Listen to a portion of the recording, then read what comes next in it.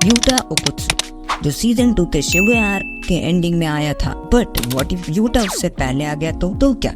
Headphone पहन लो क्योंकि video में हम देखने वाले हैं यूटा वर्सेस जोगो, यूटा वर्सेस ड्रैगन और यूटा वर्सेस टोजी। इस वीडियो में इससे ज्यादा मजा आने वाला है तो एंड तक जरूर देखना। नहीं अच्छा लगा तो तुम बिंदास जा सकते हो और अच्छा लगा हो तो लाइक जरूर करके जाना गाइस। बट उससे पहले हम मान लेते हैं कि यूटा सबसे पहले आया है शिबुया में जहाँ वो चोसो से फाइट करेगा। वैसे चोसो बहुत स्ट्रॉन्ग है बट यूटा चोसो के सारे अटैक को डॉज कर पाएगा जैसे कि केंजाकू ने किया था, जबकि केंजाकू से इतना पास था। और इस फाइट में यूटा रिका का यूज नहीं करेगा क्योंकि यूटा ये फाइट अकेले ही जीत सकता है। चोसो को हराने के बाद यूटा जाएगा नीचे जहाँ उसका ड्रैगन वेट कर रहा था, मगर ड्रैगन यूटा के प्रेजेंस से ही अपना मोस्ट पावरफुल फॉर्म को एक्टिवेट कर देता है। यूटा सबसे पहले अटैक करता है बट ड्रैगन सारी जगह पानी पानी कर देता है जिससे यूटा को रिका को समन करना ही पड़ता है और यूटा दूर से लॉन्ग रेंज से अपनी अलग अलग कर्स टेक्निक से अटैक करता है। कुछ देर बाद ड्रैगन अपना डोमेन एक्सपेंशन करता है और उसके साथ यूटा भी अपना डोमेन ओपन कर देता है। अब दोनों के बीच में यूटा का डोमेन ओवर पावर हो जाता है और ये फाइट हार्ड थी बट यूटा स्टिल विन हो जाता है क्योंकि इस टाइम पे जोगो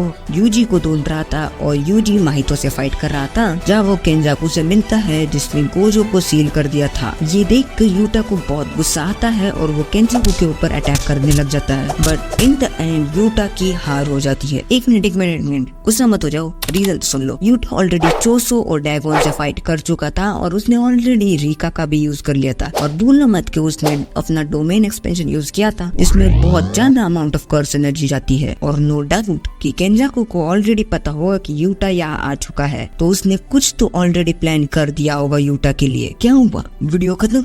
नहीं भाई, मेरे पास और 2 सिनेरियो हैं जिसमें से आपका एक तो फेवरेट होने वाला है। क्या होगा अगर यूटा टीम के साथ फाइट करेगा ड्रैगन से? देखते तो इस बार यूटा रिका को समन नहीं करेगा बट इसके बदले उसका बहुत ज्यादा टाइम वेस्ट होगा। इस टाइम पे ड्रैगन सबसे पहले अपना डोमेन ओपन करेगा और उसकी वजह से हमें 2 ऑप्शन मिल जाते हैं, एक तो क्लोज कॉम्बैट या अपनी अलग अलग कर्स टेक्निक की वजह से वो ये फाइट लड़े, या सेकंड ऑप्शन वो भी अपना डोमेन ओपन कर दे। वैसे तो मैं सेकंड वाले ऑप्शन के साथ जाना चाहता हूँ जिसकी वजह से यूटा ड्रैगन को हरा देता है बट उसके बदले टोजी सामने आ जाता है और टोजी यूटा को बाहर फेंक देता है जिससे टोजी वर्सेस यूटा स्टार्ट हो जाता है। अब टोजी के ऊपर डोमेन एक्सपेंशन का तो कोई असर होने नहीं वाला तो यूटा को अलग तरीके से फाइट करनी पड़ेगी और अभी तो टोजी के पास कोई वेपन भी नहीं है क्योंकि उसने मागी से वो वेपन लिया था तो इनडायरेक्टली टोजी बस अपने फिजिकल एबिलिटी से फाइट कर सकता है और यूटा के पास एक कताना है जिसमें वो कर्स एनर्जी डाल के बहुत अच्छे से यूज कर सकता है और यूटा के पास तो अपनी रिका है ही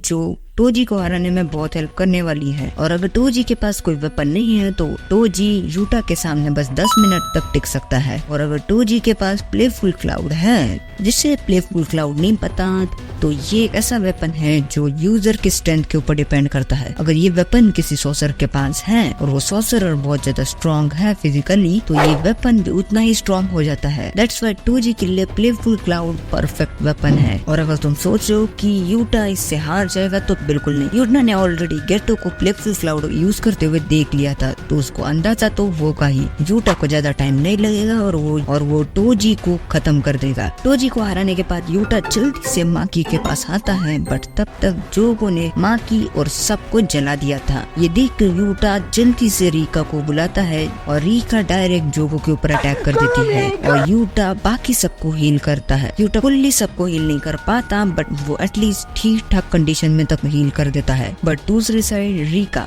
वो अपने फुल पोटेंशियल पे नहीं लड़ रही होती क्योंकि रिका का पूरा ध्यान यूटा की ओर होता है। यूटा ने ऑलरेडी अपना डोमेन एक्सपेंशन यूज किया था तो और एक बार बहुत रेयरली यूज करेगा। दोनों यूटा और रिका को जोगो से कॉम्बैट स्किल या अलग अलग टेक्निक से फाइट करना पड़ेगा और ऐसे वैसे करके यूटा जोगो को हरा ही देता है। जहाँ वो नीचे जाता है और वहाँ हमें मिलता है हरामजादा माहितो। यूटा माहितो को देखने के बाद यूटा माहितो से डिस्टेंस में चल जाता है क्योंकि यूटा को पता है माहितो की टेक्निक के बारे में। ये काम मैं आपके ऊपर छोड़ रहा हूँ कि इन दोनों में अगर फाइट हो जाए तो कौन जीतेगा, कमेंट में जरूर बताना। और पहले वाली सिनेरियो जैसे यूटा नीचे जाएगा और केंजाकू उससे फाइट करेगा बट इस बार अगर यूटा टीम के साथ है तो केंजाकू को वो रोक पाएगा। अब सबसे लास्ट सिनेरियो में चलते हैं जहाँ यूटा और यूकी एक साथ एंट्री लेते हैं केंजाकू को हराने के लिए। अब इस टाइम में केंजाकू के पास माहितो की कर्स टेक्निक है, बट इस टाइम पे यूटा और यूकी फुल्ली रिकवर्ड है। यूकी अटैक करेगी और यूटा डिफेंस करेगा, जिससे केंजाकू को ऑप्शन ही नहीं रहेगा भागने का। और अगर बाकी लोगों ने हेल्प कर दी स्टिल वही रहने वाला, चेंज नहीं होने वाला कुछ भी। और इस टाइम पे केंजाकू अपना ट्रम्प कार्ड यूज करता है, अपनी सेकंड कर्स टेक्निक, जिससे उसके निकल जाने का चांसेस इंक्रीज हो जाते हैं। बट यूकी अपने कर्स टेक्निक से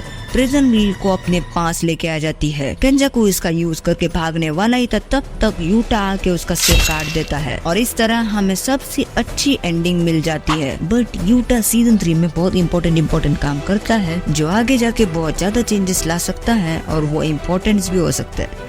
और अगर आपको डीमन स्लेयर्स की वीडियो अच्छी लगती है तो इस पे क्लिक करो और मैं चला।